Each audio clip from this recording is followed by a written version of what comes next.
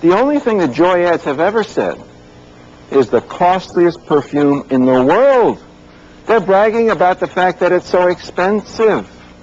If you don't like the smell of Joy perfume, have your nose fixed. It can't be the perfume. The perfume costs $365 an ounce. Take another example. Motel 6. See, Motel 6 is the lowest cost of any national motel chain in America. Now, here's a very good point. If you're selling a low-priced product, a good thing to tell people is what they don't get with the low price. In other words, what they have to give up in order to get the benefit of having a low price. That's what Motel 6 does. Here's an ad that says, how to take a bath at Motel 6. The poor guy's in the shower. There are no bathtubs in Motel 6. That's what you have to give up to get the low price at Motel 6. If you want to get in the mind of anybody, the best way to start is by saying something negative about yourself, something negative about your product. That's the law of candor.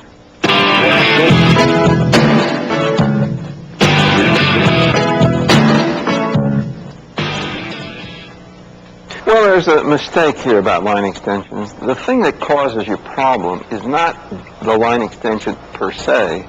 It's advertising and communicating that line extension and confusing the mind of the customer or prospect. The first thing a company should do is to focus their advertising on a single product or service. It's not so important exactly what they manufacture and sell. The most important thing here is the advertising. If you focus your advertising on a single product, even though you have, let's say, a relatively broad line, you still have a focused approach. Well, nothing in business can you ever know exactly. It's always a guess. It's always your good judgment. For example, Lotus. Lotus got started in spreadsheets. But the spreadsheet business is kind of a commodity. It doesn't have much expansion. Everybody that has it or needs a spreadsheet has a spreadsheet. So Lotus decided to change their focus, and they focused on groupware. Very successful focus. They were first in a new category. They created that new category, groupware, with a product called Notes. They were so successful that IBM paid them $3.5 billion for that company. That's an enormous price.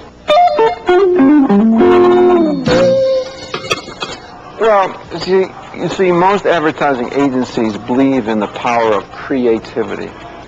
What is creativity?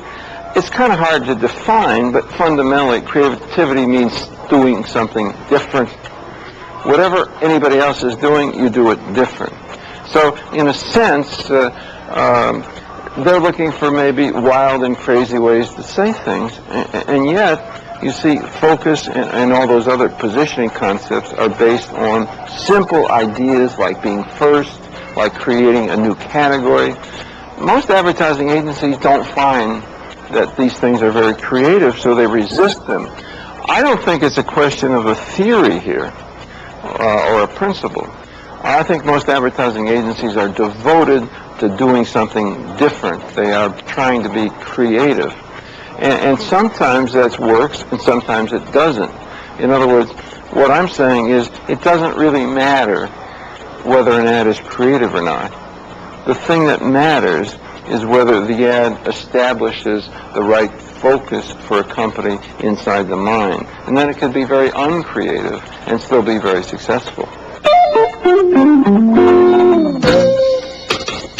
Oh, it has to be the entire company, and it has to be led by the chief executive or the CEO. A company today cannot be successful unless the chief executive is a good marketing person. I mean, that is crucial. And as a matter of fact, I think companies should be run from a marketing point of view, not a financial point of view, not a production or a manufacturing point of view. If you want to be successful today, marketing is where it's at. Well, I have a couple of candidates, and they're all chief executives because chief executives are really the only one that can have the total control you need to do a good marketing job. For example, Robert Gozetta, Chief Executive of Coca-Cola, has done a terrific job. Coca-Cola is worth, it's the third wealthiest company in the entire world. In other words, it's worth these days $120 billion. A very successful company. My second candidate would be Andy Grove, the Chief Executive of Intel. Intel has 80% of the worldwide business for microprocessors. See, one of the principles here is that you dominate a market. When you dominate a market, you become very, very, very powerful. And I would have to say Bill Gates, although he's made some mistakes, Bill Gates has 90% of the operating system business, the desktop computer operating system business in the entire world. That is really powerful. And there's some other people that are very good. Michael Dell of Dell Computer has done a terrific job in dominating the direct selling market for personal computers. And there are quite a few others, but those are my top choices.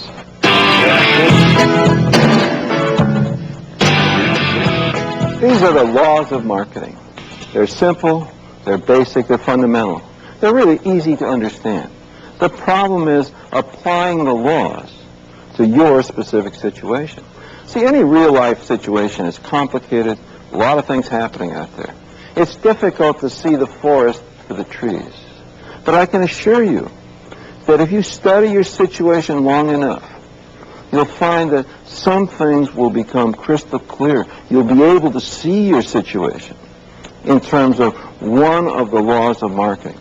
If you apply that law to your situation, if you diligently pursue the law of marketing, I guarantee you will be a big success, your company will be a big success. On the other hand, violate the laws of marketing, and you do so at your own risk. So long.